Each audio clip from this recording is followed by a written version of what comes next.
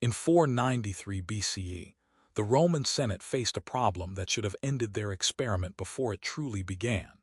Because the young republic sat on 7 hills surrounded by enemies who outnumbered it 10 to 1, and hated it enough to combine forces the moment they calculated that destroying Rome now would be easier than containing Rome later. The senators who debated strategy in the forum understood the mathematics with the clarity that comes from existential threat, understood that Rome could field perhaps 10,000 soldiers, while the combined forces of the Latin tribes and Etruscan cities and Samnite warriors numbered over 100,000. Understood that pure military expansion would bleed Rome dry within a generation, even if every battle ended in triumph, because the victories would cost more than Rome could afford, and the garrisons would stretch thinner than Rome could maintain. So they invented a different kind of weapon. The Treaty of Cassius signed that year gave Rome's enemies everything they wanted: equal partnership with the 30 cities of the Latin League, shared war spoils divided equally, mutual defense against outside threats, joint colonies in conquered territory. Terms so generous the Latin cities congratulated themselves on their diplomatic skill, while failing to notice that within a generation they would be taking orders from Rome without Rome ever demanding the right to give them. This is the moment Rome invented soft power. This is the system that built the only lasting empire in ancient history, the playbook that NATO and the European Union and the company that acquired your employer last quarter still follow whether they acknowledge the debt or not. And the reason it matters now is that the system never stopped working, never became obsolete, never got replaced by anything better. The secret was not the legions. Every other empire forgot this or never learned it. The Persians built the largest empire the ancient world had ever seen and watched it collapse within 2 centuries as their governors turned into independent kings the moment central authority wavered. The Macedonians under Alexander conquered everything from Greece to India in a single decade and saw it fragment before his body was cold. The Mongols swept across Asia and Europe with cavalry tactics no one could counter and left behind nothing but stories and ruins, because they never learned how to make the conquered want to stay conquered. Rome lasted 1,000 years because Rome figured out the trap. The treaty looked like surrender and functioned like conquest. The genius lay in asymmetries the document never mentioned, and the Latin cities never noticed, until those asymmetries had become permanent features of the relationship. Because Rome sat at the geographic center of the Latin plain, with roads radiating outward to every member city like spokes from a hub. And so Roman messengers reached Latin capitals faster than Latin messengers reached each other. Roman merchants dominated the trade routes that connected the alliance, because all trade routes passed through Roman territory. Roman priests administered the religious festivals that bound the Latin peoples together in shared worship at shared shrines. Roman commanders led the combined armies whenever the alliance marched to war, not because the treaty required Roman command, but because Roman organization and Roman logistics made Roman leadership the only practical option. Within a generation, the Latin League had become an instrument of Roman policy, without Rome ever claiming formal supremacy, or demanding recognition of dominance, or forcing the issue in ways that might provoke unified resistance. Because the other Latin cities found themselves coordinating through Rome, since coordinating through Rome was easier, yielding to Rome since Roman decisions were usually sensible, depending on Rome since Roman resources were usually available, until the question was no longer whether Rome led the alliance, but whether the alliance could function without Roman leadership at all. This was the prototype, the proof of concept, the first successful test of a system that Rome would refine and expand for the next 500 years, until it had absorbed the entire Mediterranean world. Here is where Rome figured out something that most empires never learn. When you beat someone in a war, you have 2 options, and the obvious option is the wrong one. The obvious option is to take everything, install a governor, station troops, and squeeze the conquered population, until they hate you so much that the moment your garrison looks weak they rise up, and you have to conquer them all over again, which is what the Persians did, and the Macedonians did, and the Assyrians did, and it never worked for longer than a few generations.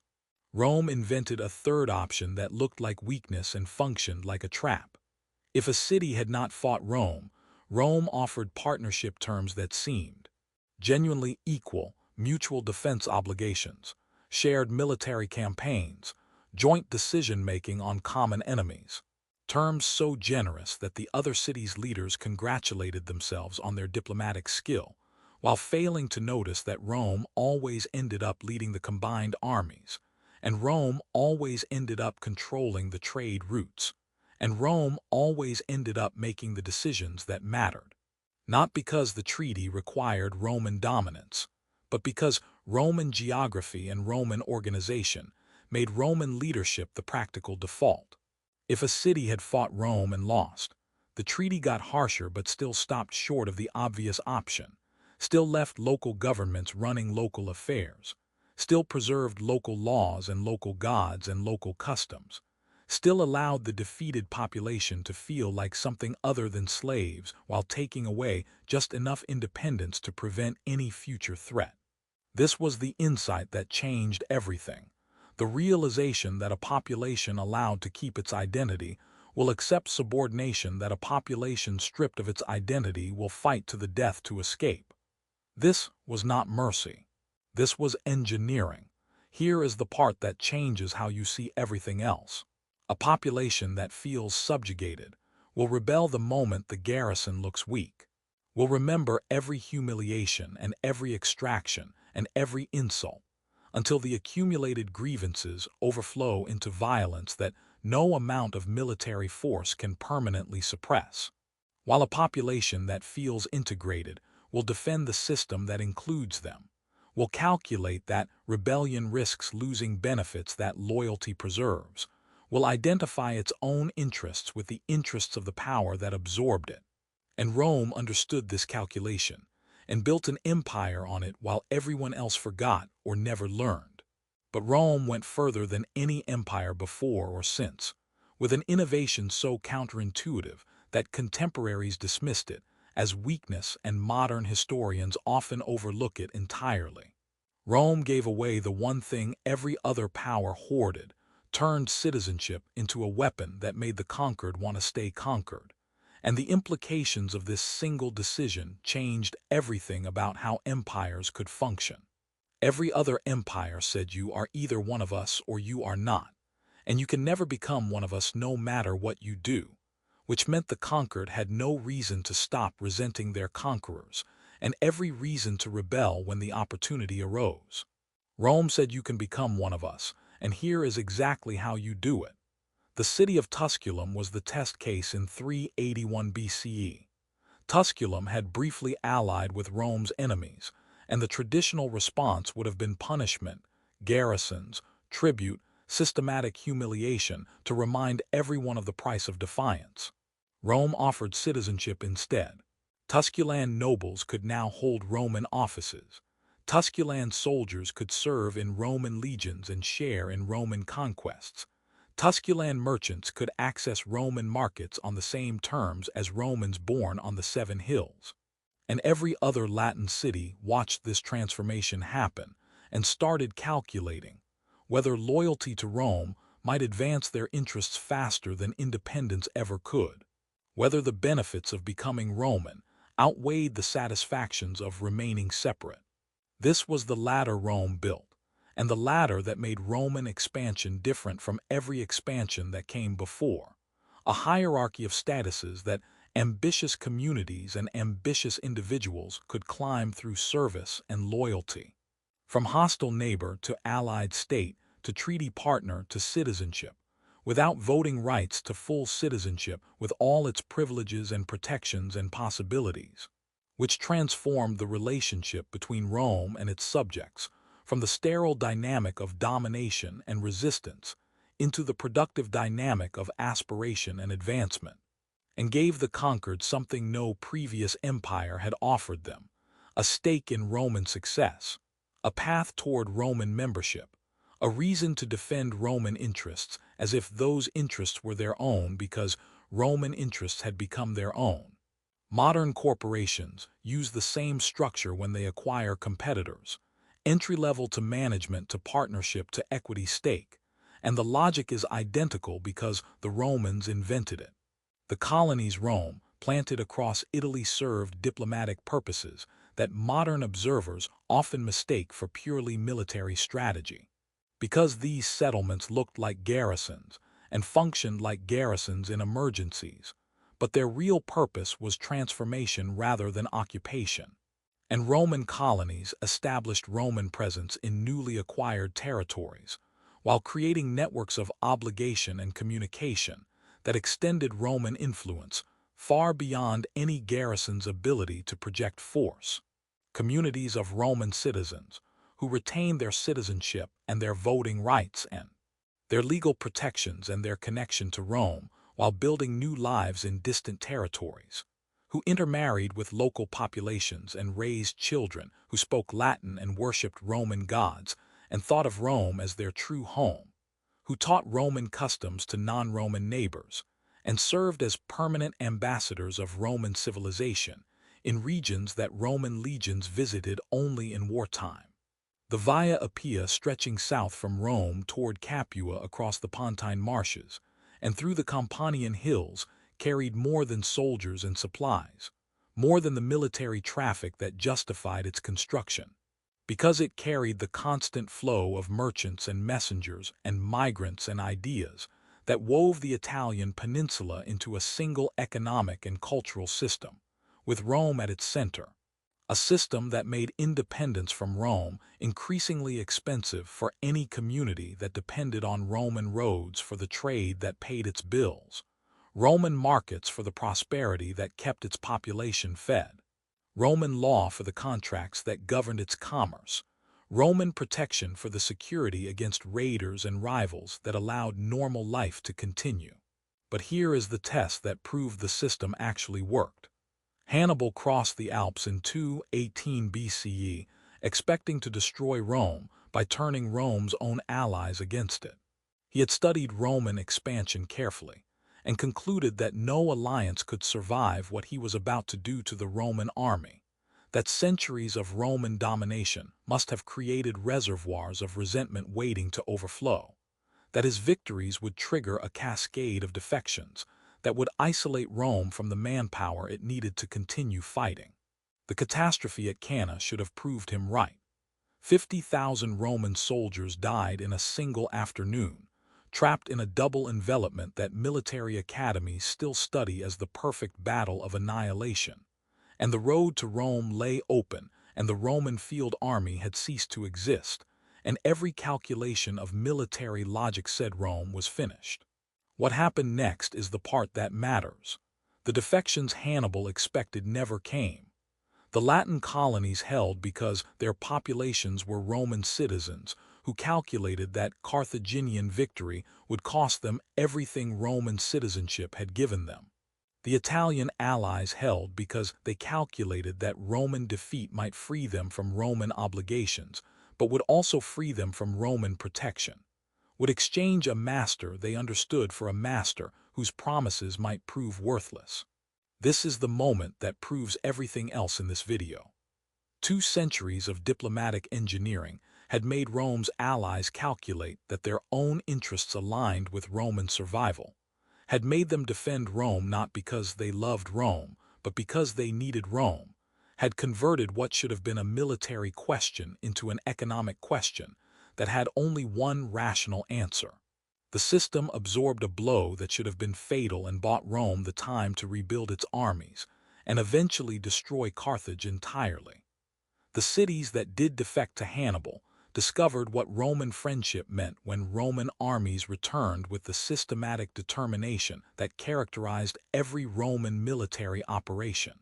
Capua learned that abandoning Rome carried consequences that loyalty would have avoided, learned that the treaties which had seemed burdensome during peacetime and worthless during the crisis had also provided protections and connections and opportunities that neutrality could never replace.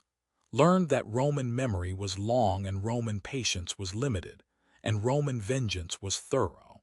The example of Capua discouraged future defections more effectively than any garrison could have, because potential defectors could calculate exactly what defection would cost them when Rome inevitably prevailed.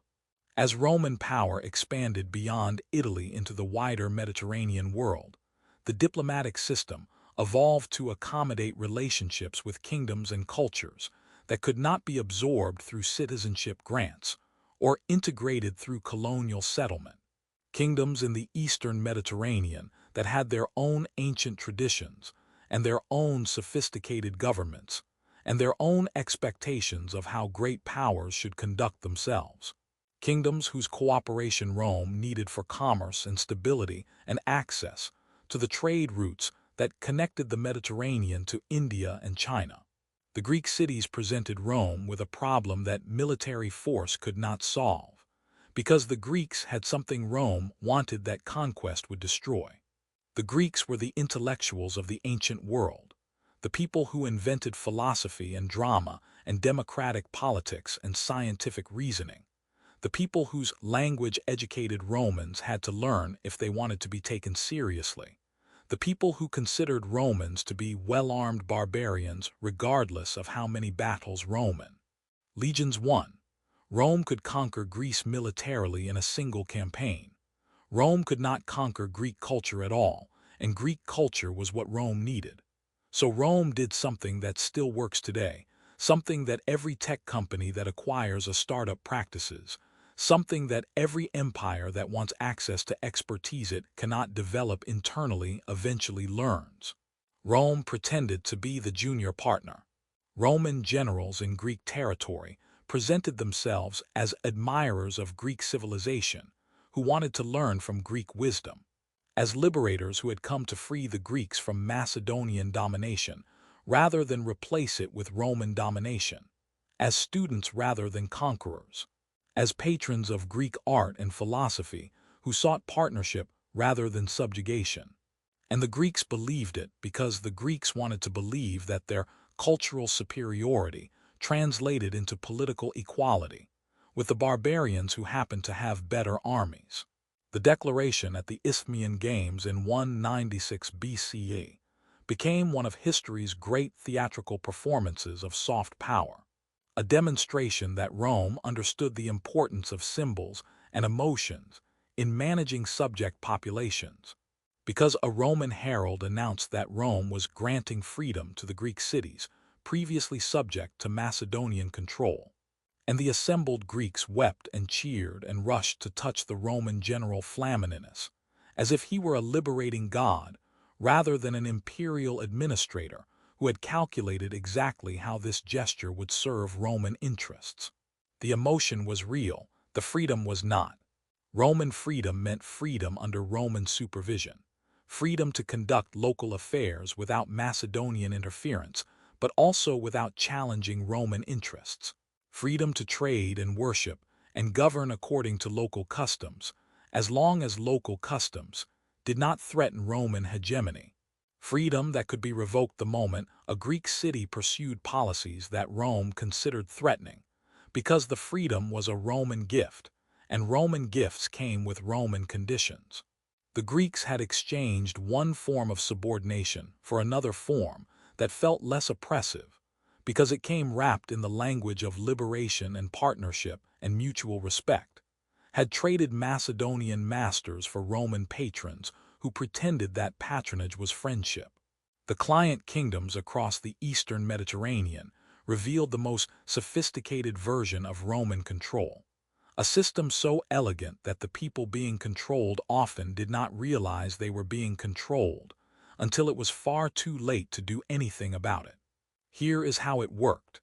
A king in Pontus or Cappadocia or Armenia ruled his own people, collected his own taxes, maintained his own army, administered his own laws, and believed himself to be an independent sovereign who happened to have a friendly relationship with Rome.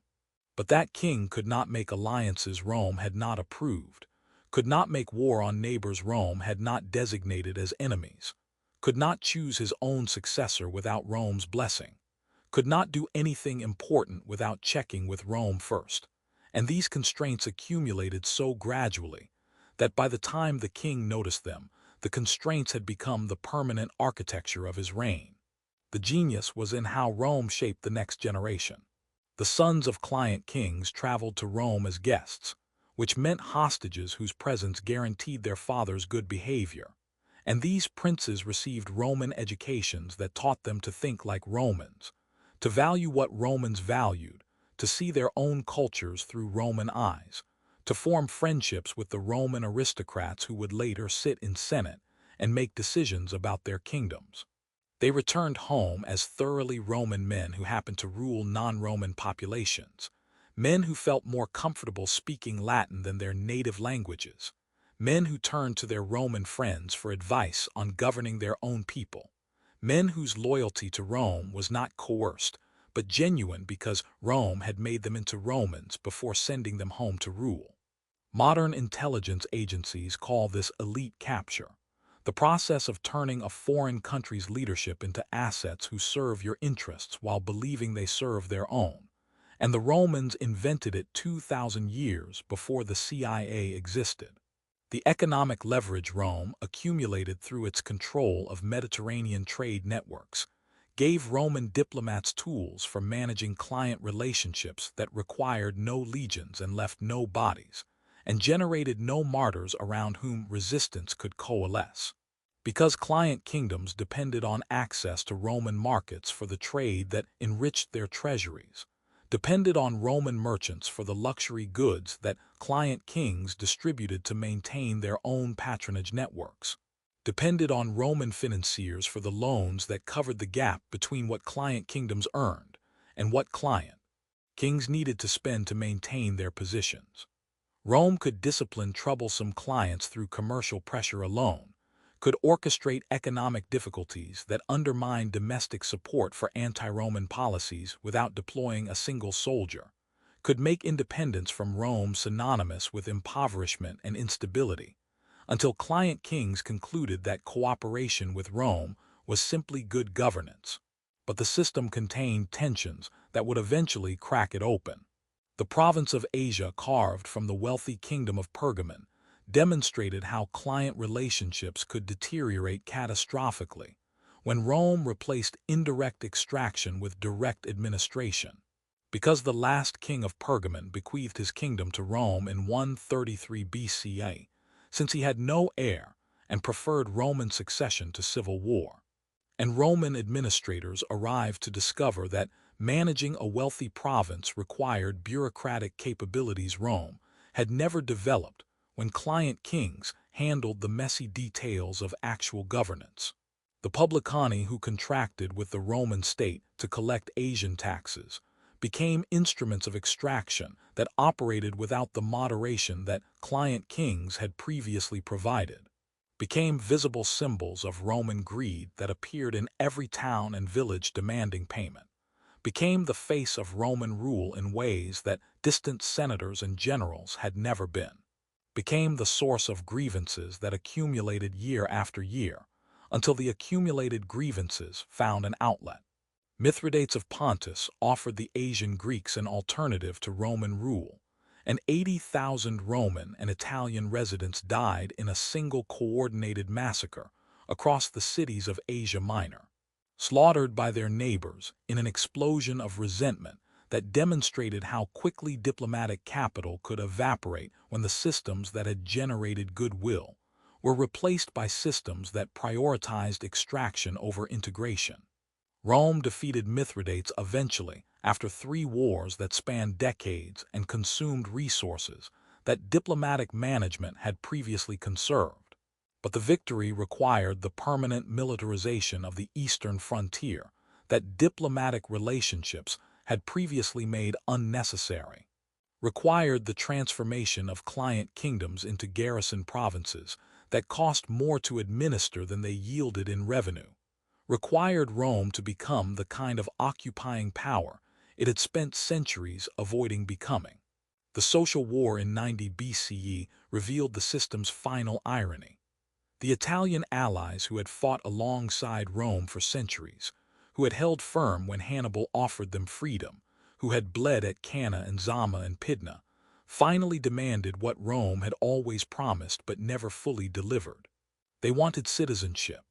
They wanted recognition that their contributions entitled them to the voting rights and legal protections and economic opportunities that full Romans enjoyed, while Italian allies carried the burdens of empire without sharing its rewards.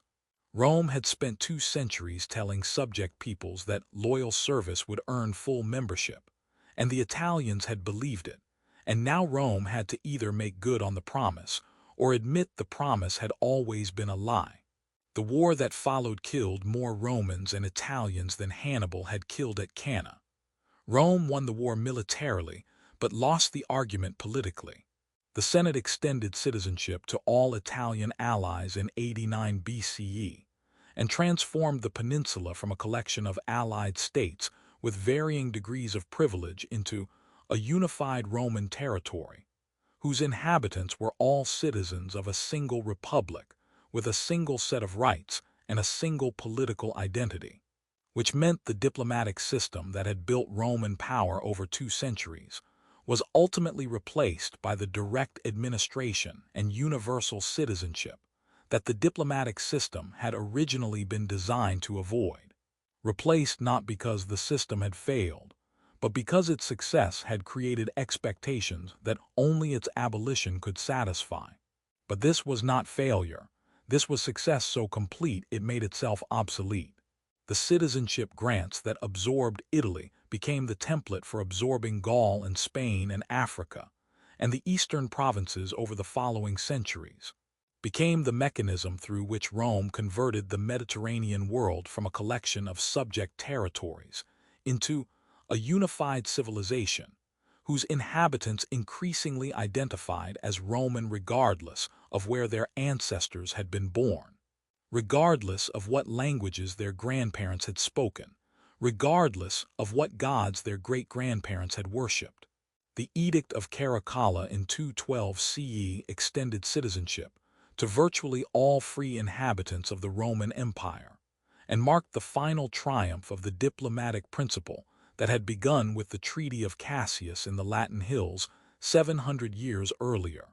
Because Roman identity had become completely detached from Roman ethnicity, and Roman membership had become purely a function of participation rather than ancestry.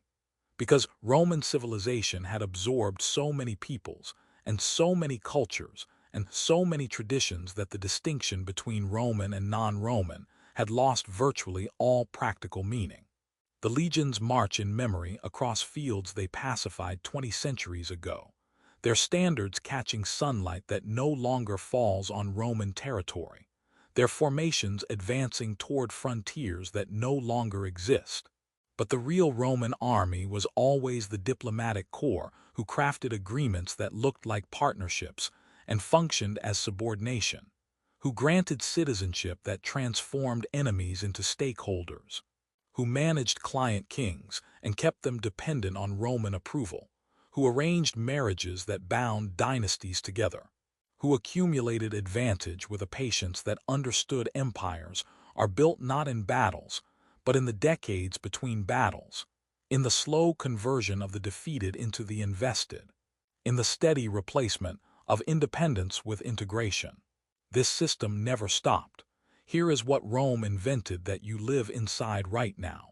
The European Union transforms countries that spent centuries at war into economic partners, whose prosperity depends on continued membership, creates a ladder from association agreement to candidate status to full membership that motivates compliance with EU standards, because the benefits of climbing outweigh the satisfactions of staying outside.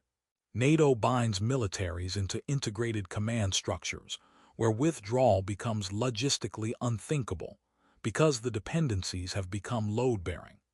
Corporate acquisitions offer executives equity stakes that convert their loyalty overnight, that align their interests with the acquiring company's success, that turn potential resistors into enthusiastic advocates, because the acquisition made them rich. Every trade agreement and every mutual defense pact, and every merger that offers stock options to the acquired company's leadership, is a direct descendant of treaties Roman diplomats drafted when their city was surrounded by enemies who should have destroyed it. The contracts are still being written, and the handshakes still convert competitors into components of systems they did not design, and the latter still promises advancement to those who serve the interests of whatever power sits at the center. Rome built this system, tested it against the harshest challenges the ancient world could generate, refined it through centuries of application, scaled it until it absorbed the entire known world, and left it as a manual that every ambitious power has consulted since, whether they acknowledge the debt or not. The roads still run through Italy, paved with stones that have outlasted the empire that laid them, connecting cities that were once independent and are now just Italian, carrying traffic that no longer remembers why the roads point toward Rome. The principles still work. The question is whether you recognize the system when you are inside it.